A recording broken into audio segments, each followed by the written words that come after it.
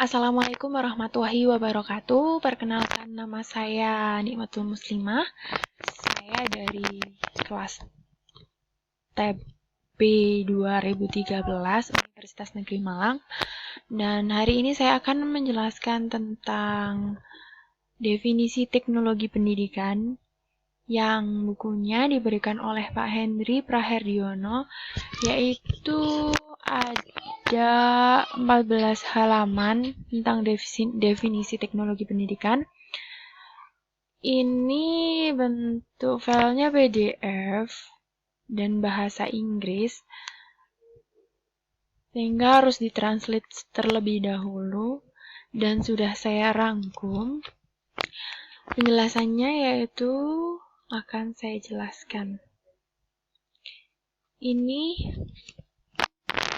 dari bukunya Molenda dan Januszewski tahun 2008, judulnya Educational Technology.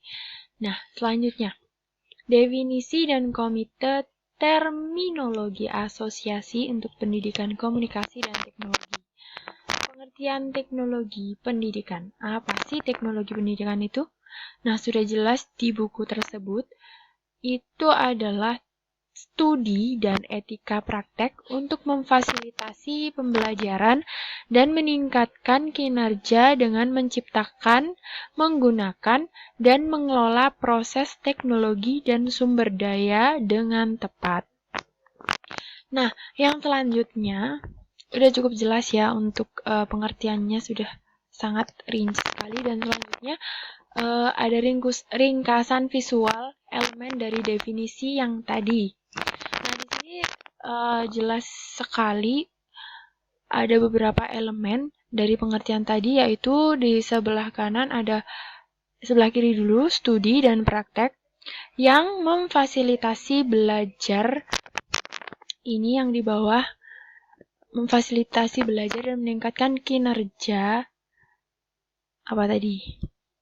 Kinerja dengan menciptakan, dengan membuat, ya tadi menciptakan, membuat, mengelola, menggunakan,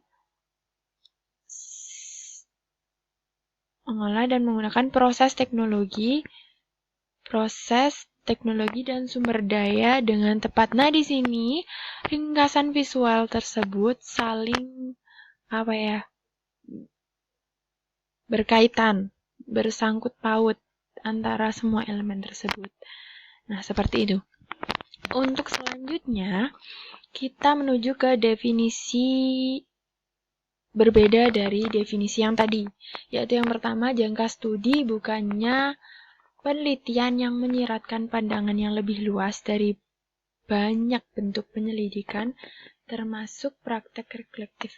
Ya, ini yang dimaksud jangka studi bukan penelitian yang itu yaitu teknologi pendidikan itu jangka studinya sangat luas, tidak hanya penelitian, tapi bisa lebih dari itu.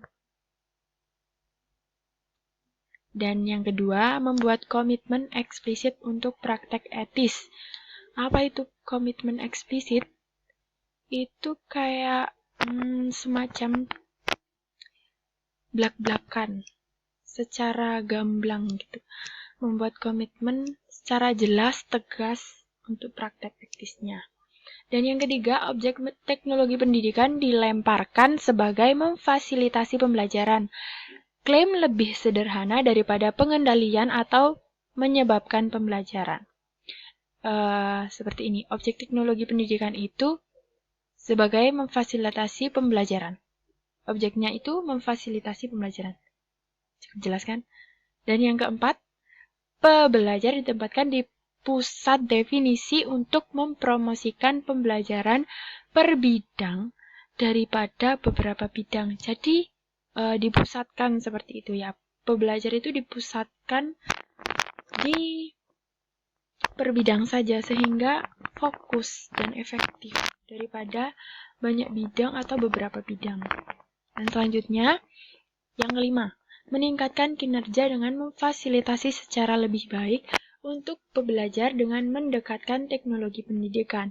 Jadi, pendekatan teknologi pendidikan itu sebagai fasilitas yang lebih baik untuk meningkatkan kinerja tersebut.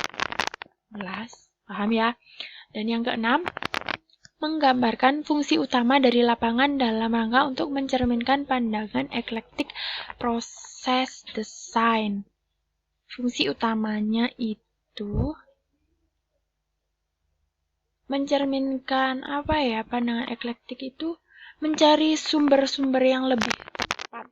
Jadi kayak mencari sumber yang lebih tepat sih dari fungsi utamanya. Dan yang ketujuh, menerapkan metode yang tepat untuk dilakukan untuk orang-orang dengan kondisi masing-masing. Jadi penerapan metodenya itu dalam teknologi pendidikan itu bisa menyesuaikan dari karakteristik pembelajarnya. Seperti itu. Dan yang kedelapan, semua teknologi dan metode yang ada terkadang juga tidak sepenuhnya cocok dengan fakta yang ada di lapangan. Jadi kembali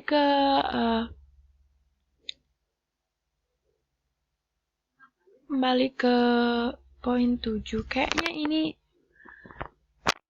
hampir sama ya dari poin 7 tadi. Semua teknologi dan metode terkadang juga tidak sepenuhnya sesuai dengan fakta yang ada di lapangan. Itu bisa disesuaikan dengan kondisi yang ada.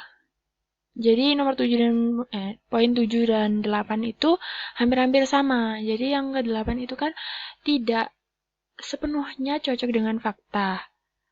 Dan di poin 7 menerapkan metode yang tepat untuk dilakukan untuk orang-orang dengan kondisi masing-masing.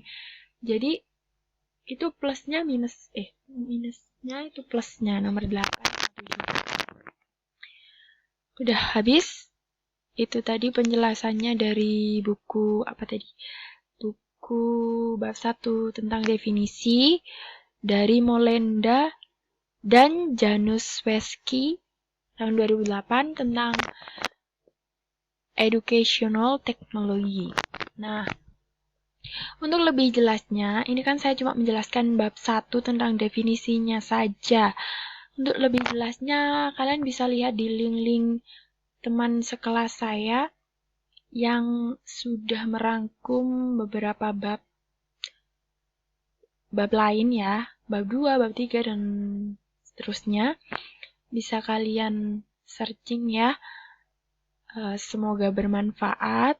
Hanya ini yang saya bisa bagi sama kalian. Wassalamualaikum warahmatullahi wabarakatuh. Dah.